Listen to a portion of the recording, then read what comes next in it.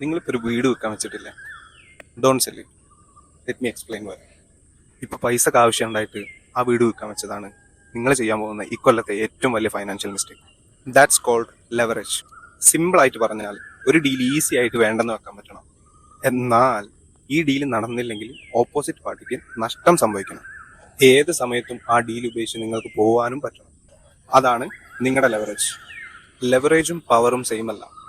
Let me give you an example. Indian പ്രധാനമന്ത്രി നരേന്ദ്രമോദി ഒരു powerful മനുഷ്യനാണ്. സപ്പോസ് അദ്ദേഹം ഒരു മരുഭൂമിയിൽ ഒറ്റപ്പെട്ടു പോയി. അടുത്ത് 3 കിലോമീറ്റർ റേഡിയസിൽ വെള്ളം കിട്ടുന്ന ഒരു ഷോപ്പേ ഉള്ളൂ. എങ്കിൽ ആ കടക്കാരനാണ് ലെവറേജ്.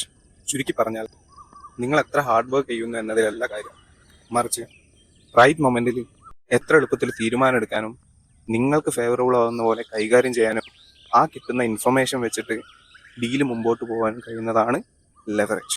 ഇനി ഞാൻ തൊട്ട് മുമ്പേ പറഞ്ഞ എക്സാമ്പിൾ നോക്കാം. നിങ്ങൾ ഫൈനാൻഷ്യലി വീക്കാണെന്ന് തോന്നിയാൽ നിങ്ങൾ വിൽക്കാൻ വെച്ച ആ പ്രോപ്പർട്ടി, ആ വീടിന് നിങ്ങൾ ചോദിച്ച വില കിട്ടുമോ?